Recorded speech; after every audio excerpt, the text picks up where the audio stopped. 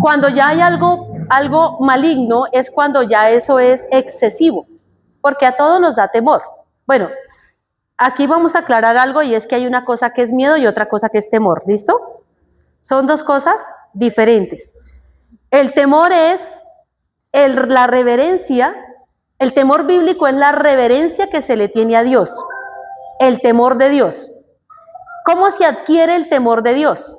El temor de Dios se adquiere a través del conocimiento de la palabra, ¿cierto? El principio de la sabiduría es el temor a Jehová. Principio de sabiduría. Sabiduría viene asociado a conocimiento. Entonces, yo no puedo decir o ponerme a orar y decirle, Señor, dame temor de ti, Señor, dame temor, dame temor. Eso no funciona de esa manera. ¿Cómo adquiero ese temor? A través de conocer lo que Dios quiere y lo que Dios no quiere de mi vida. Saber que si la persona falla, que si la persona peca, que si la persona se va en contra de Dios, va a venir juicio de parte de Dios. Ahí usted siente algo que es temor. Entonces, cuando viene algo como que le falla al Señor o le quiere fallar a Dios, le viene ¿qué? Temor de no hacerlo porque le puede venir algo de parte de Dios. Entonces, eso es temor, más no miedo. ¿Listo? Miedo es ese pánico, es ese susto, es esa situación que lo puede paralizar, que le puede causar enfermedad, que que ya es algo supremamente excesivo. ¿Cuántas personas hoy tienen temor del futuro? Miedo de lo que pueda venir mañana. Sí, terrible. Que si voy a tener, que si no voy a tener, que si se va a acabar el mundo, que si los marcianos, sí, ¿por qué? Eso ya es algo fuera de sí y que no está afianzado en la palabra. Porque la palabra me da esperanza. O sea, el que conoce la palabra, su corazón no puede tener miedo del mañana. De hecho, ya sabemos qué va a pasar mañana. ¿Sí o no? Si la hemos leído y la hemos estudiado, sabemos que lo que viene para la tierra es juicio de parte de Dios. O sea, cuando ve uno algo por noticias, yo creo que para nosotros como cristianos no son cosas nuevas. Es simplemente la confirmación de lo que hemos leído tantas veces, ¿cierto? Y si no lo hemos leído, pues tenemos que leerlo. Vamos a mirar quién tiene Primera de Samuel, capítulo 16, versículo 14. ¿Alguien lo tiene a la mano? Es que donde deje esto se me va a perder. ¿5:14? Sí, Primera de Samuel, y vamos a leer las citas bíblicas que nos ayudan a sustentar. Primera de Samuel 5:14. Primera de Samuel 16, qué pena, Primera de Samuel 16, 14 al 23. Primera de Samuel 16, 14 al 23. Entonces, ya lo tengo, ¿listo? Vamos a leerlo. Primera de Samuel, capítulo 16, versículo 14 al 23, habla de David cuando toca el arpa para Saúl. Dice, el espíritu de Jehová se apartó de Saúl y le atormentaba un espíritu malo de parte de ¿quién? De Jehová. Vamos a entender esto. Y uno dice, ¿cómo así que Dios le va a enviar un espíritu malo para que lo atormente? ¿Cierto? ¿Qué tenemos que entender? ¿Quién era Saúl y por qué causa le había venido ese espíritu malo? O sea, Dios en su palabra me dice que Él es justo. En un salmo dice que la base del trono de Dios es justicia y juicio. ¿Ok? O sea, que nada va a venir porque Dios dijo, sí, no. O el Señor está probando su corazón, ¿cierto? Como hizo con Job. Entonces, en este caso, Saúl había desobedecido. Saúl, aunque había sido llamado a ser un rey, había hecho todo al revés y quería matar a David, ¿cierto? Entonces dice, y los criados de Saúl le dijeron, he aquí ahora un espíritu malo de parte de Dios te atormenta. Diga pues nuestro Señor a tus siervos que están delante de ti, que busquen a alguno que sepa tocar el arpa, para que cuando esté sobre ti el espíritu malo de parte de Dios, él toque con su mano y tengas alivio. Y Saúl respondió a sus criados, buscadme pues ahora alguno que toque bien y traédmelo. Entonces uno de los criados respondió diciendo, he aquí yo he visto a un hijo de Isaí de Belén que sabe tocar, es valiente y vigoroso y hombre de guerra, prudente en sus palabras y hermoso, y Jehová está con él. Y Saúl envió mensajeros a Isaí diciendo, envíame a David tu hijo, el que está con las ovejas. Y tomó Isaí un asno cargado de pan, una vasija de vino y un cabrito, y lo envió a Saúl por medio de David, su hijo. Y viniendo David a Saúl, estuvo delante de él, y él le amó mucho, y le hizo su paje de armas. Y Saúl envió a decir a Isaí, yo te ruego que esté David conmigo, pues ha hallado gracia en mis ojos. Y cuando el espíritu malo de parte de Dios venía sobre Saúl, David tomaba el arpa y tocaba con su mano, y Saúl tenía alivio y estaba mejor, y el espíritu malo se apartaba de él. Amén. Entonces, aquí vemos que la palabra me registra que había un espíritu malo que venía a atormentar al rey Saúl. Y la única manera de que se apaciguara o que lo dejara por un tiempo era que se tocara el arpa.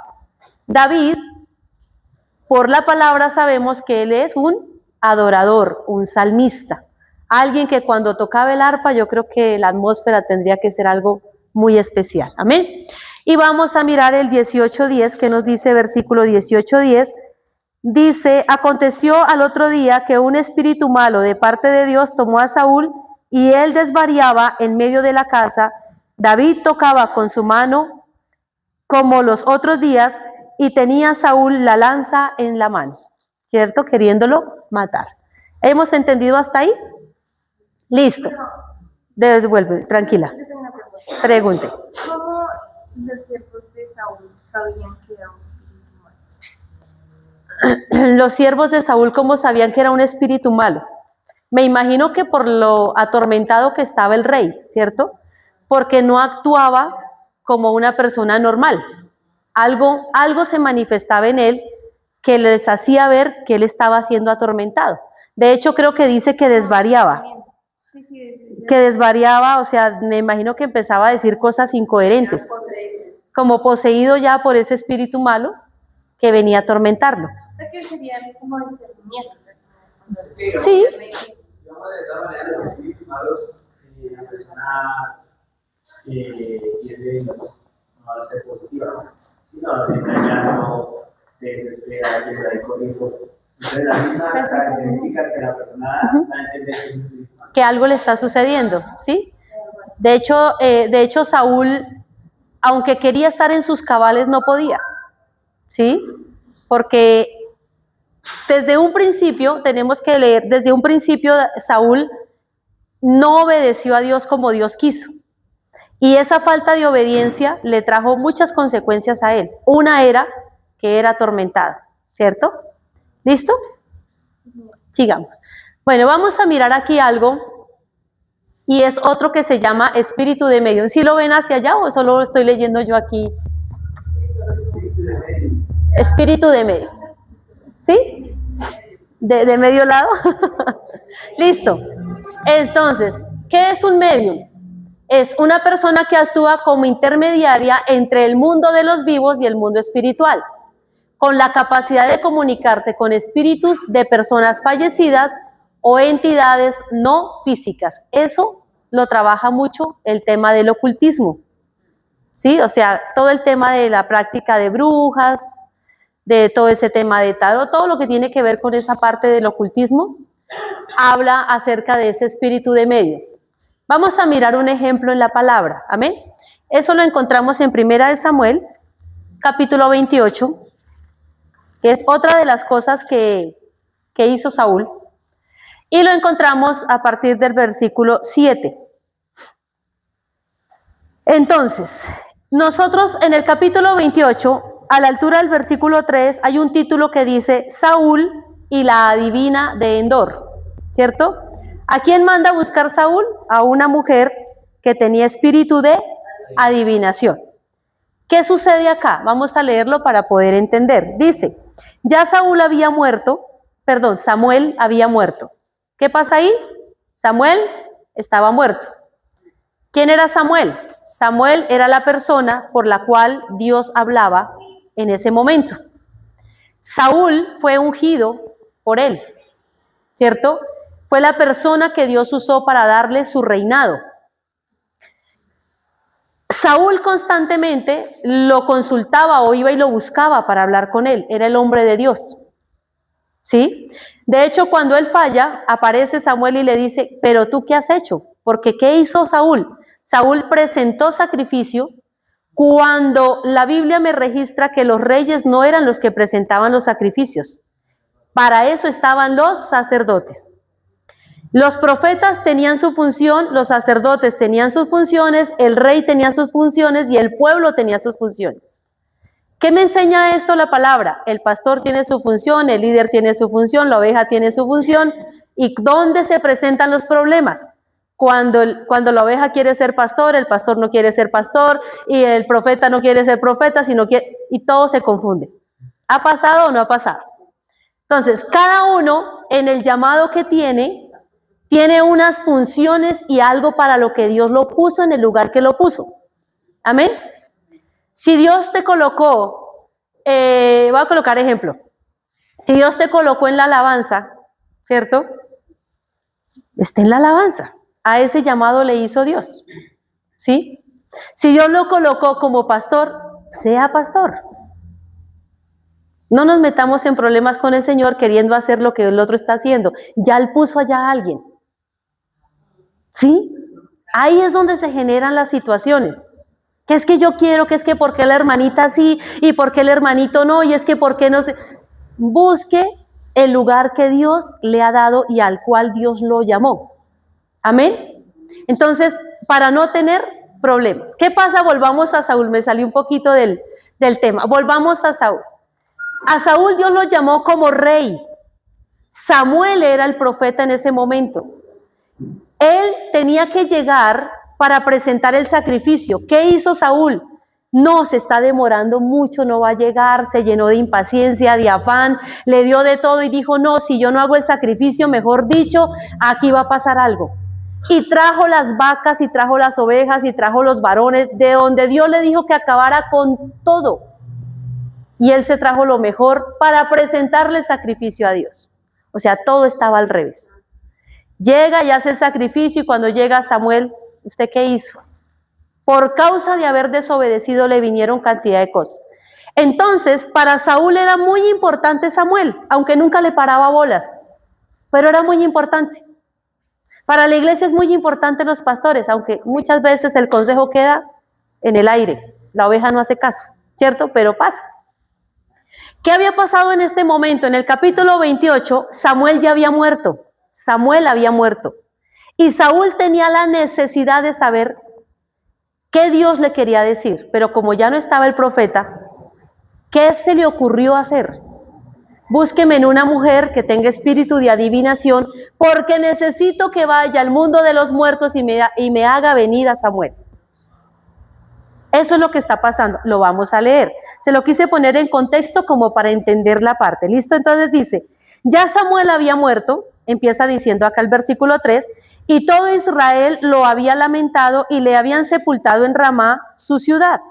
Y Saúl había arrojado de la tierra a los encantadores y adivinos. Eso era lo bueno que había hecho. Ahora mire el problema. Se juntaron pues los filisteos y vinieron y acamparon en Sunén, y Saúl juntó a todo Israel y acamparon en Gilboa. ¿Qué le pasó? Se le vienen los filisteos y quieren pelear con él. ¿Qué necesitaba saber? ¿Voy a ganar la guerra o la voy a perder? Para eso usaban los profetas, porque el profeta podía darle una salida al pueblo. Y muchas veces el profeta les decía al pueblo, pueden ir a la guerra porque van a vencer, y otras veces les decía, no vayan porque van a perder. Sin embargo, iban y perdían. Por eso los profetas en la palabra en ese tiempo eran muy importantes. Y si uno los lee, uno encuentra unas cosas maravillosas. Amén. Entonces dice, cuando Saúl vio el campamento de los filisteos, ¿tuvo qué? Miedo. Y se turbó su corazón en gran manera, porque ya no sabía si iba a ganar o no. Dice, y consultó Saúl a Jehová, pero Jehová no le respondió ni por sueños, ni por Urín, ni por los profetas. ¿Cómo hablaba Dios? ¿Por medio de los sueños? ¿Por el Urín? ¿Se acuerdan del Urín y el Tumín? Las piedras que cargaba el sacerdote acá en el efod.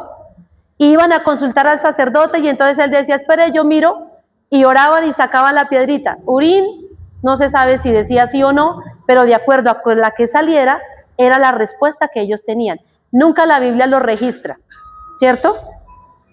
Entonces, no habló por Urín y tampoco por los profetas. ¿Cuáles estaban? No me acuerdo, no me pregunto porque no me acuerdo. Solo sé que Saúl ya estaba muerto. Entonces dijo Saúl a los criados, buscadme una mujer que tenga espíritu de adivinación para que yo vaya a ella y por medio de ella pregunte. Y sus criados le respondieron, he aquí hay una mujer en Endor que tiene espíritu de adivinación. Siempre el siervo estaba ahí para hacer lo que el rey quería, así fuera malo, ¿cierto? Van y buscan la mujer y dice, y se disfrazó Saúl y se puso otros vestidos y se fue con sus 2 hombres y vinieron a aquella mujer de noche y él dijo, yo te ruego que me adivines por espíritu de adivinación y me hagas subir a quien yo te dijere. ¿A quién estaba consultando? A los muertos. ¿Listo? Entonces dice, y la mujer le dijo, he aquí tú sabes lo que Saúl ha hecho, cómo ha cortado de la tierra a los evocadores y a los adivinos. ¿Por qué pues pones tropiezo a mi vida para hacerme morir? En ese momento ella estaba hablando con el mismo Saúl, pero no se había dado cuenta. Si nosotros nos vemos ahí, ella todavía no se había dado cuenta que él era Saúl. Y luego sigue diciendo, entonces Saúl le juró por Jehová, diciendo, mire esto, vive Jehová que ningún mal te vendrá por esto. La mujer entonces dijo, ¿a quién te haré venir? Y él respondió, hazme venir a Samuel. Tremendo, ¿no? Y viendo la mujer a Samuel, clamó en alta voz y habló aquella mujer a Saúl diciendo, ¿por qué me has engañado? Pues tú eres Saúl. Ahí sí se da cuenta a quién tenía al frente. Y el rey dijo, no temas. ¿Qué has visto? Y la mujer respondió a Saúl, he visto dioses que suben de la tierra. Y él le dijo, ¿cuál es su forma? Y ella respondió, un hombre anciano viene, cubierto en un manto. Saúl entonces entendió que era Samuel y humillando el rostro a tierra, hizo gran reverencia. Y Samuel dijo a Saúl, ¿por qué me has inquietado haciéndome venir? Y Saúl respondió, estoy muy angustiado, pues los filisteos pelean contra mí, y Dios se ha apartado de mí y no me responde más, ni por medio de profetas, ni por sueños. Por eso te he llamado, para que me declares lo que tengo que hacer. Entonces Samuel dijo, ¿y para qué me preguntas a mí si Jehová se ha apartado de ti y es tu enemigo? ¿Podía más la respuesta de Dios o de Saúl? Tremendo, ¿cierto? Es como cuando a usted le dicen, no le vienen a consultar algo, le vienen a contar. Y están preguntándole su opinión. Y uno dice, bueno, pero si ya tomo una decisión, ¿para qué opino? ¿No le ha pasado? Sí, no es que voy a hacer esto y esto y esto y esto y necesito su consejo. Y uno dice por dentro, pero bueno, ¿y qué le puedo decir si ya decidió algo? El consejo se pide cuando yo no he decidido todavía, ¿cierto? Y necesito una ayuda para poder tomar una decisión. Pero a veces la persona ya viene solo porque la escuchen, porque pues ya hizo lo que tenía que hacer, ya no hay que hacer. Y eso le pasó, más o menos es la respuesta que le está dando aquí la palabra. Jehová te ha hecho como dijo por medio de mí, pues Jehová ha quitado el reino de tu mano y lo ha dado a tu compañero David.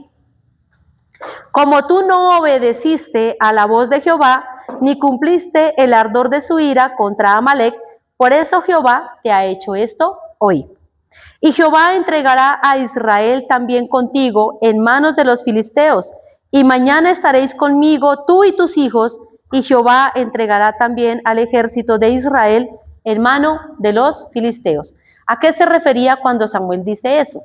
Estarás muerto, estarás conmigo. O sea, ¿cómo? Muerto. Samuel muerto, Saúl muerto y sus hijos muertos. ¿Y cuándo? Mañana. Le dice muy fácil. Entonces Saúl cayó en tierra cuán grande era, y tuvo gran temor por las palabras de Samuel, y estaba sin fuerzas, porque en todo aquel día y aquella noche no había comido pan. Entonces la mujer vino a Saúl, y viéndolo turbado en gran manera le dijo: he aquí que tu sierva ha obedecido a tu voz, y he arriesgado mi vida, y he oído las palabras que tú me has dicho. Te ruego pues que tú también oigas la voz de tu sierva. Pondré yo delante de ti un bocado de pan para que comas, a fin de que cobres fuerzas y sigas tu camino.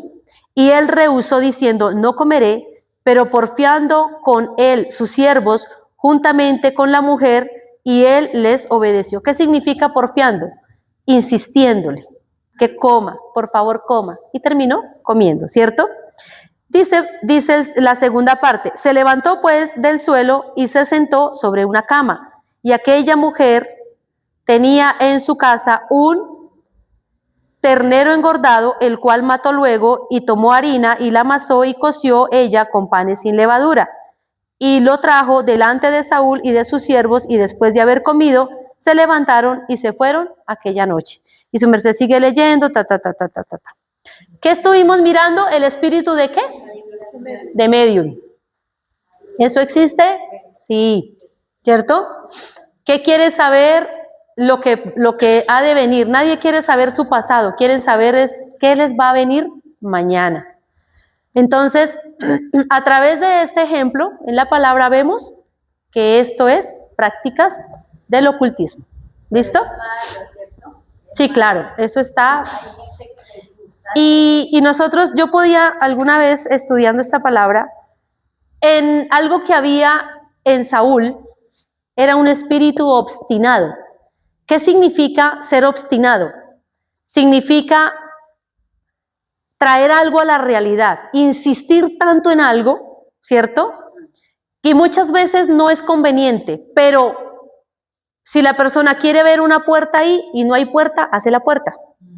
Y dice, es que lo tengo que hacer y es así y lo hacen. Son personas obstinadas. Saúl sufría de eso. Él quería hacer las cosas a su manera siempre, nunca como Dios las quería para él. Y el llamado de él fue muy lindo. Cuando nosotros leemos cómo Dios lo busca, cómo él estando buscando unas asnas que se le habían perdido a su familia, encuentra un reinado y uno dice, oiga, venga, de verdad, esto es interesante, ¿cierto?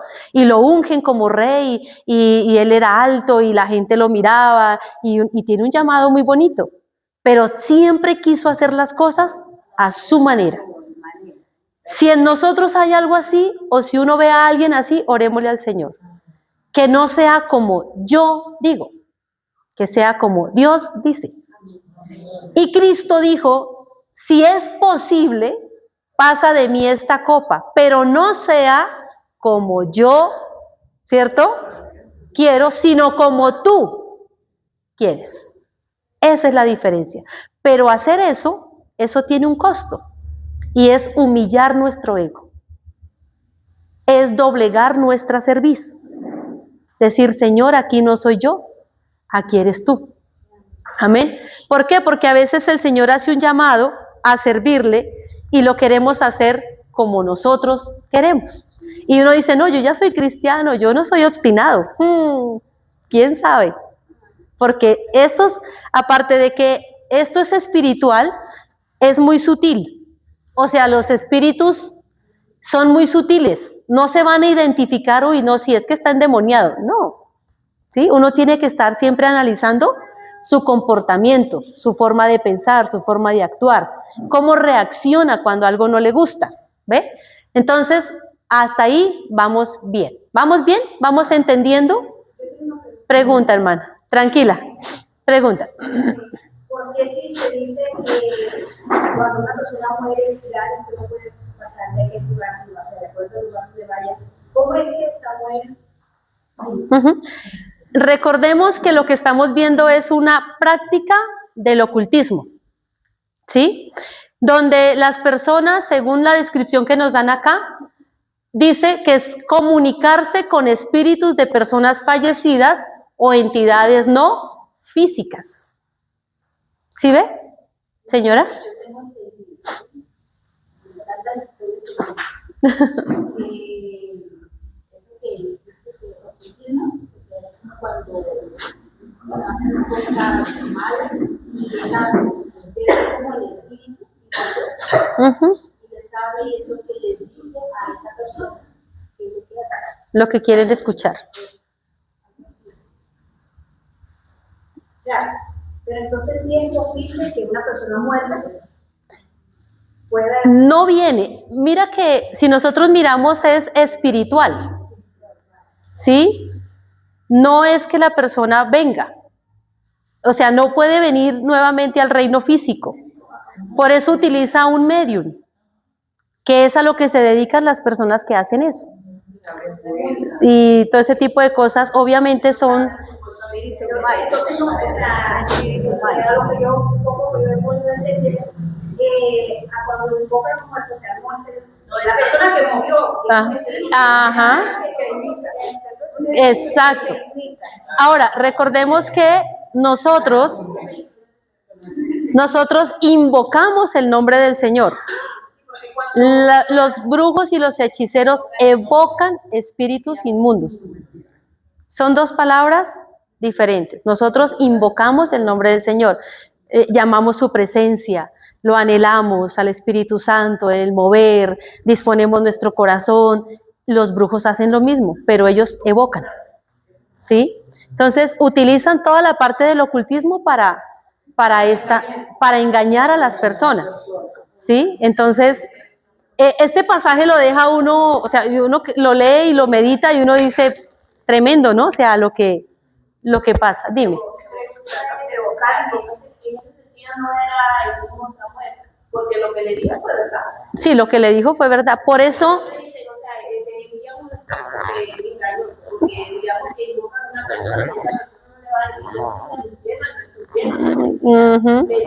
que es un lugar bonito, si quiere que te vaya bien, esas cosas. Ahí sí engañan, pero en este caso le digo... Y recordemos que había algo en la mujer que buscaron ellos.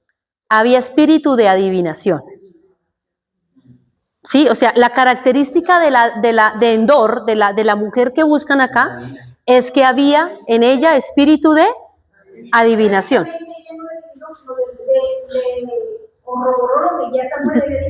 Ajá, por eso le dijo que a veces que el maligno le habla a las personas. Claro que sí.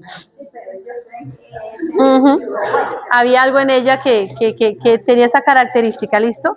Entonces, si lo quieren estudiar más a profundidad, eso está en 1 Samuel 28, del 13 en adelante. Si lo quieren leer más a profundidad, estudiarlo más, meditar más ahí, hasta ahí. ¿Listo, chicos? Vamos con espíritu de mentira. ¿Listo? Espíritu de mentira, concepto bíblico que se refiere a una fuerza espiritual o un demonio que promueve el engaño, la falsedad y desvía a las personas de la verdad. Se asocia comúnmente con Satanás. ¿Cómo es llamado Satanás? El padre de la mentira. Y a menudo se describe como un espíritu que influye en las personas para que mientan o crean falsedades. Satanás es el padre de la mentira, ¿cierto? Pero ¿les ha pasado o han visto personas que se creen sus propias mentiras? Se las dicen tanto y se creen su mundo de mentiras y viven en él. Ahí ya hay algo que ellos están poseídos por un espíritu de mentira y les es muy fácil mentir. Muy fácil mentir. Y lo dicen con una convicción que uno queda, ¿será que sí o será que no? Pero usted lo dejan dudando, ¿cierto? Entonces, vamos a mirar citas bíblicas. Primera de Reyes 22.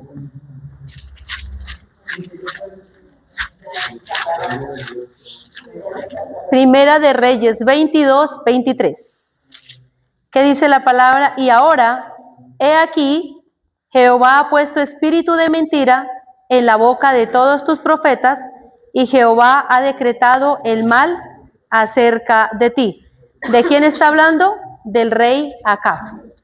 Cuando vino, señora, Primera de Reyes 22, versículo 23. Primera de Reyes 22, 23. Entonces,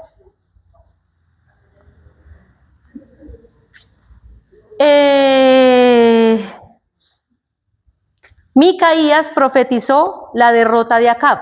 Aquí es donde habla del espíritu de mentira. Está en el capítulo 22 al principio. A veces es bueno leer como todo el contexto para poder entender por qué vino ese espíritu de mentira. Entonces, él quería ir a la guerra, etcétera, etcétera, si no estoy mal, pero se había determinado que iba a ser destruido.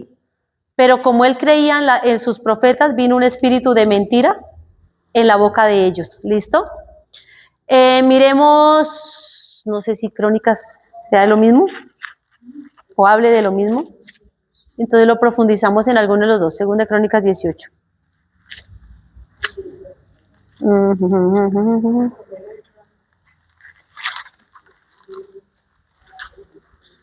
(19) 18, 21 y 22. Entonces, segunda de Crónicas 18 también habla sobre la derrota de Acab. Entonces, vamos a leer un poquito el contexto para poder entender de qué nos está hablando la palabra. Primera de Reyes 22. Sí, ambas palabras hablan de la misma derrota de ese rey. Sí, en Crónicas o en Reyes habla de la misma palabra, 22. Bueno, creo que está más cortico en Reyes. ¿Listo? Entonces, vamos a tomar por acá, como no tan lejitos. Bueno, por aquí. Dice, 3 años pasaron sin guerra entre los sirios e Israel. Y aconteció al tercer año que Josafat, rey de Judá, descendió al rey de Israel. ¿Cuál era el rey de Israel? Acab. Y Josafat era el rey de Judá. Dice, y el rey de Israel dijo a sus siervos, ¿no sabéis que Ramot de Galaad es nuestra y nosotros no hemos hecho nada para tomarla de mano del rey de Siria? Una ciudad que era de ellos y estaba en manos del rey de Siria y la querían tomar de nuevo. ¿Listo? Dice, y dijo Josafat, ¿quieres venir conmigo a pelear contra Ramot de Galaad? Y Josafat respondió al rey de Israel, yo soy como tú, y mi pueblo como tu pueblo, y mis caballos como tus caballos. ¿Qué le quiso decir? Yo voy contigo a la guerra, ¿cierto? Con todo. Dijo luego Josafat al rey de Israel, yo te ruego que consultes hoy palabra de Jehová.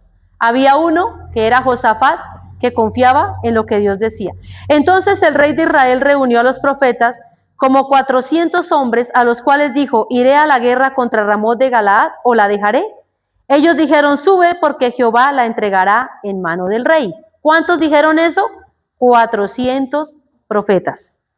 Y dijo Josafat, ¿hay aún aquí algún profeta de Jehová por el cual consultemos? Josafat no se convenció, como que estos 400 no me están diciendo la verdad. Pero ¿por qué Josafat sentía eso? Porque Josafat sí confiaba en lo que Dios le hablaba, ¿cierto? Dice, y el rey de Israel respondió a Josafat, aún hay un varón por el cual podríamos consultar a Jehová. ¿Cómo se llama? Micaías, hijo de Imla, mas yo le aborrezco porque nunca me profetiza el bien, sino solamente mal. Y Josafat dijo, no hable el rey así. Entonces el rey de Israel llamó a un oficial y le dijo, trae pronto a Micaías, hijo de Imla. Y el rey de Israel y Josafat, rey de Judá, estaban sentados cada uno en su silla, vestidos con sus ropas reales en la plaza junto a la entrada de la puerta de Samaria, y todos los profetas profetizaban delante de ellos. ¿Cuántos? 400 a un lado y uno solo a otro lado. 400 decían, vayan a la guerra porque la ciudad es de ustedes, y el otro estaba ahí paradito, ¿cierto? ¿Qué dice acá? Y Sedequías, hijo de Kenana, se había hecho unos cuernos de hierro y dijo, así ha dicho Jehová, con estos acornearás a los sirios hasta acabarlos. Como un acto profético estaba haciendo. Y todos los profetas profetizaban de la misma manera diciendo, sube a Ramot de Galaad y serás prosperado porque Jehová la entregará en manos del rey. Y el mensajero que había ido a llamar a Micaías le habló diciendo, he aquí que las palabras de los profetas a una voz anuncian al rey cosas buenas, sea ahora tu palabra conforme a la de ellos y anuncia también buen éxito. Se fueron a buscar al profeta, pero le hicieron una advertencia. 400 están diciendo que vaya a la guerra. ¿Usted qué tiene que hacer? Únaseles y sea el 401 que les va a decir que vayan a la guerra. Pero vamos a mirar qué pasó. Y Micaías respondió, vive Jehová, que lo que Jehová me hablare, eso diré. Hasta el momento, Dios no le había dicho nada. Él simplemente lo habían mandado ir, ¿cierto? Y sigue diciendo, vino pues el rey, y el rey le dijo, Micaías, ¿iremos a pelear contra Ramón de Galaad o la dejaremos? Y él respondió, sube y serás prosperado, y Jehová la entregará en mano del rey. Y el rey le dijo, ¿hasta cuántas veces he de exigirte que no me digas sino la verdad en el nombre de Jehová? ¿Qué hizo el profeta? Al principio le dijo, vaya, ¿cierto? Pero algo le decía a él que no le estaba diciendo la verdad. Entonces él le dijo, yo vi a todo Israel esparcido por los montes. Ahí sí empezó a hablar, ¿cierto? Como ovejas que no tienen pastor, y Jehová dijo, estos no tienen señor, vuélvase cada uno a su casa en paz. Y el rey de Israel dijo a Josafat, no te lo había dicho yo, ninguna cosa buena profetizará él acerca de mí, sino solamente el mal. Entonces él le dijo, oye pues palabra de Jehová. Y yo vi a Jehová sentado en su trono, y todo el ejército de los cielos estaba junto a él, y a su derecha y a su izquierda. Y Jehová dijo, ¿quién inducirá a Acab para que suba y caiga en Ramón de Galaad? Y uno decía de una manera y otro decía de otra. ¿Qué estaba pasando? Un escenario en el cielo donde Dios decía, ¿qué hacemos para que Acab vaya a la guerra y caiga? ¿Cierto? Entonces dice el 21, y salió un espíritu y se puso delante de Jehová y dijo, yo le induciré. Y Jehová le dijo, ¿de qué manera? Él dijo, yo saldré y seré espíritu de mentira en boca de todos sus profetas. Y él dijo, le inducirás y aún lo conseguirás. Ve pues y hazlo así. Y ahora he aquí Jehová ha puesto espíritu de mentira en la boca de todos tus profetas, y Jehová ha decretado el mal acerca de ti. ¿Quién le dijo todo eso? Micaías, el que había visto lo que Dios estaba haciendo y lo que él iba a hacer para destruir al rey Acab. Entonces vino un espíritu que se llama ¿cómo? Mentira. ¿Que estaba en la boca de quién? De los profetas. De 400 profetas. Solo uno tenía la verdad. Mire lo delicado que es querer buscar profecía. Porque la persona que quiere buscar profecía quiere que le digan lo que quiere escuchar. Pero la verdad es esta. La verdad es esta. Como les decía la señora del domingo.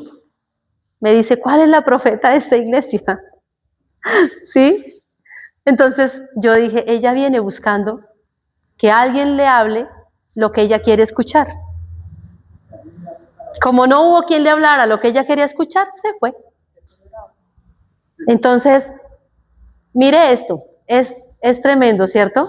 Es muy importante que nosotros leamos y sepamos que la profecía más segura es la palabra. Amén, la palabra. ¿Hay profetas de Dios en este tiempo? Sí, los hay. ¿Pero hay profetas mentirosos? También los hay. ¿Pero qué tenemos que hacer nosotros? Buscar, leer la palabra, orarle al Señor. Y yo sé que a veces Dios le envía una palabra por medio de alguien a una vida. Yo lo sé porque a mí me ha sucedido. Amén. Me han dicho cosas reales como también cosas que, a lo que les compartí el otro día, que no son tan reales. Pero nosotros, lo importante es tener el conocimiento. Y usted en su corazón sabe si lo que Dios le dijo es o no es. Amén. Ahora, ¿por qué las personas buscan eso? Por lo que les decía, quieren saber, quieren que les diga. Por eso las personas en el mundo buscan los brujos. No los buscan por... Y es malo buscarlos, ¿verdad? Claro, porque no es agradable a Dios. ¿Listo? Vamos ahí, vamos a seguir con el siguiente, ¿sí? ¿Seguimos? Entonces, espíritu mudo y sordo. Jesús expulsó un espíritu sordomudo que silenciaba y oprimía a un niño, ¿cierto? No se trataba solo de mutismo físico, o sea que el niño nació así, sino que de una fuerza espiritual diseñada para bloquear la revelación y mantener la verdad en secreto. El enemigo aún intenta silenciar a los creyentes hoy, causando confusión, reprensión y temor. Amén. A veces no queremos hablar la palabra o nos cuesta dar a conocer al Señor. Amén. Vamos a leerlo en Marcos, capítulo 9. Marcos, capítulo 9. ¿Hasta ahí hemos entendido, muchachos? Sí, vamos como aprendiendo, entendiendo. Amén. Marcos, capítulo 9, versículo 17 dice: Y respondiendo uno de la multitud dijo: Maestro, traje a mi hijo que tiene un espíritu mudo, el cual a donde quiera que le toma, le sacude y le echa espumarajos y cruje los dientes y se va secando. Y dije a tus discípulos que lo echasen fuera y no pudieron.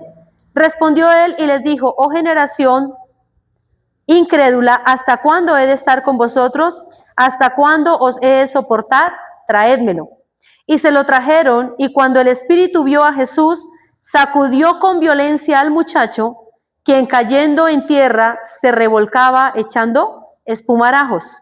Jesús preguntó al padre: ¿Cuánto tiempo hace que le sucede esto? Y él dijo: desde niño, ¿cierto?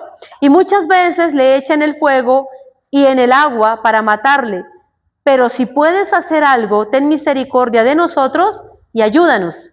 Jesús le dijo: si puedes creer, al que cree, todo le es posible.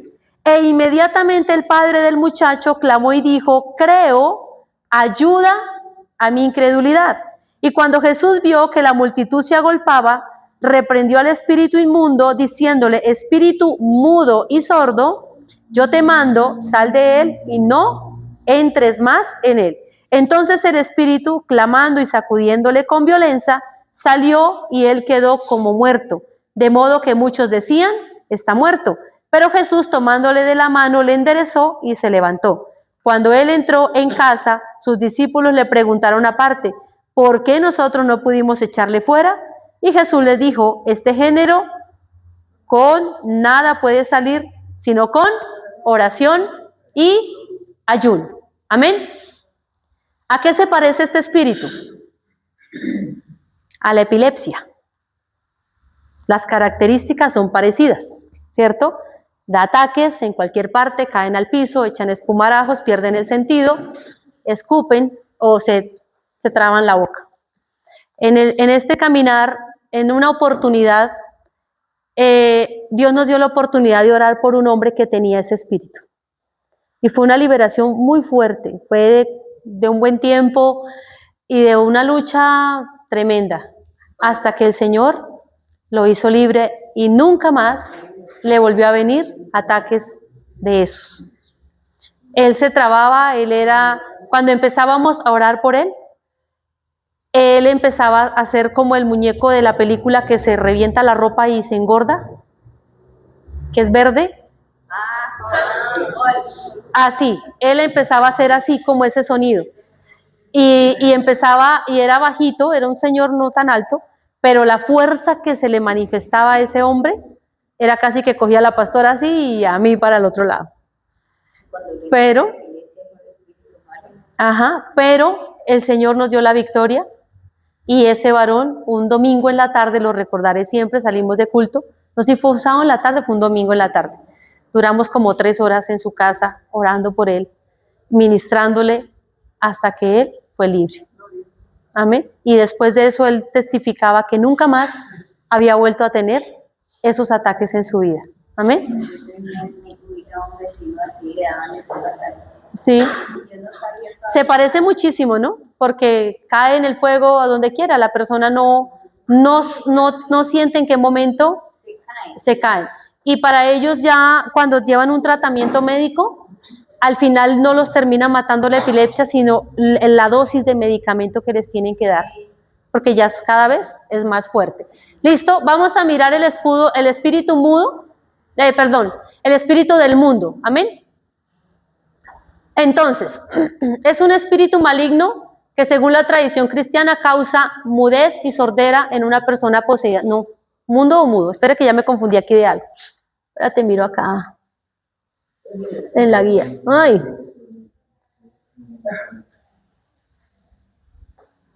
Les dejo, este lo voy a estudiar para la próxima, ¿listo? Miremos el de espíritu de muerto, ¿listo?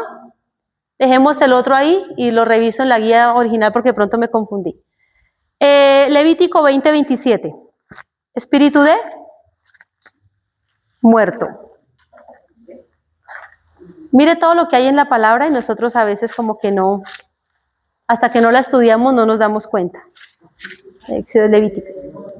Sí, el otro lo estudio porque creo que es del mundo, pero no lo tengo bien organizado. ¿Listo? Entonces, Levítico 20:27, ¿qué nos dice?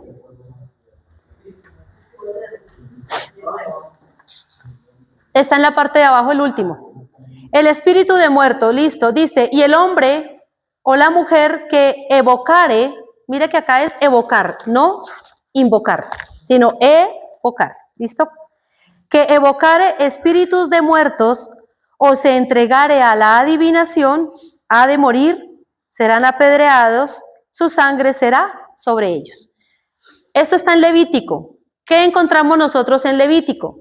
Nosotros en Levítico, este libro es muy lindo porque este libro eran todas las normas bajo las cuales el pueblo de Israel debía vivir. Amén. Aquí está la ley para todo, para la lepra, para la infidelidad, para los levitas, para el pueblo, cómo debían vestir, cómo debían comportarse, qué debían comer, qué no debían comer. Todo lo que usted quiera saber de cómo el pueblo de Israel vivía, lo encuentra en Levítico. Todo.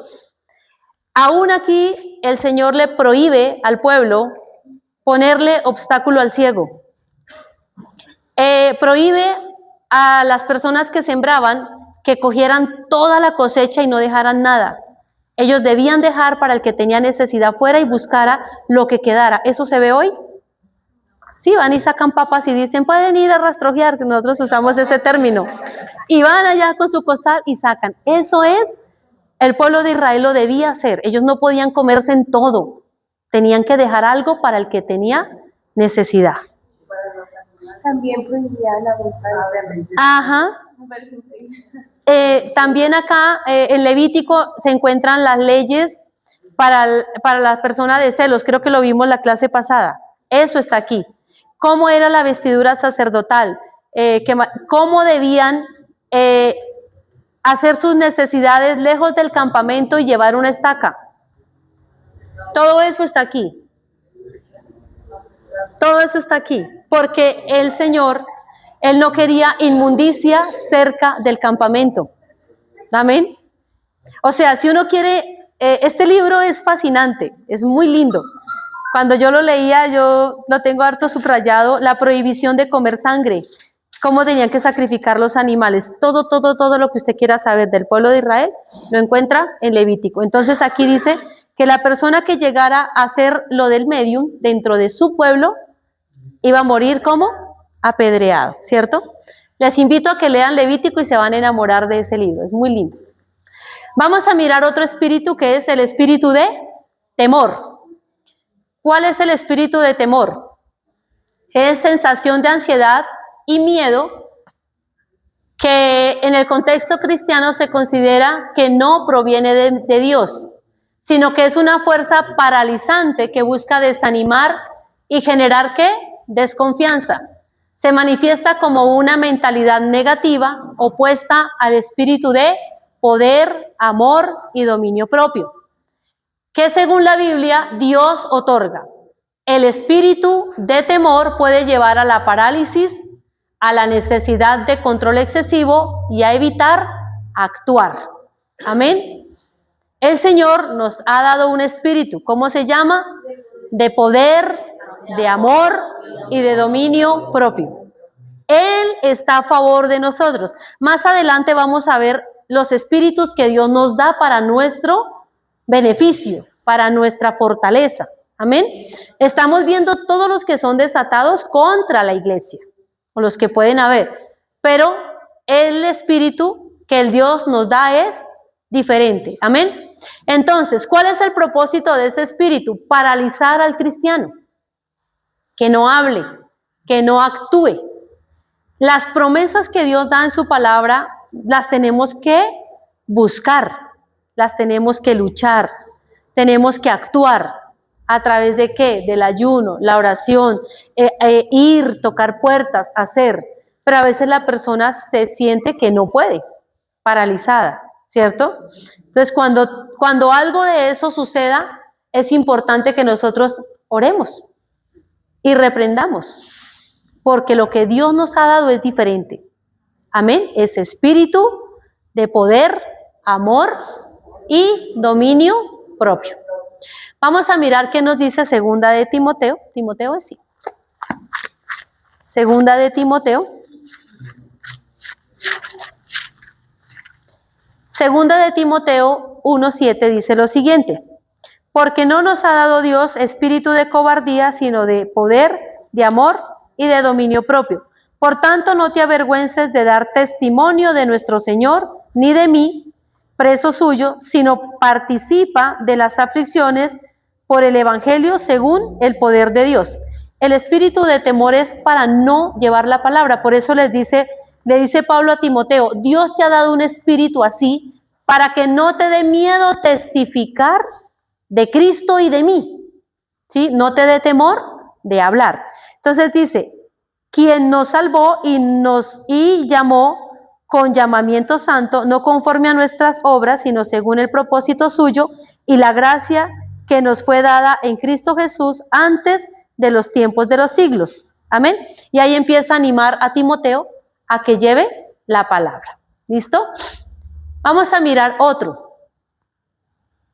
¿Ya vamos hasta ahí? El espíritu de vértigo. Comparando ese efecto con el de un ebrio que se tambalea. ¿Sí los han visto? Se refiere a un estado de desorientación espiritual y mental que lleva a tomar decisiones erróneas y a perder el equilibrio en el camino espiritual. Amén. Es algo parecido al de confusión y distorsión. Entonces, cuando a veces nos sentimos confundidos, tenemos que no tomar decisiones. Esperar, orar, para poder decidir. Amén. Entonces, vamos a mirar Isaías 19. Creo que sí, ya lo leí, 19. Isaías 19. ¿Voy muy rápido? Dice, como veo que toman fotos, entonces yo digo, ya van al día. ¿Listo?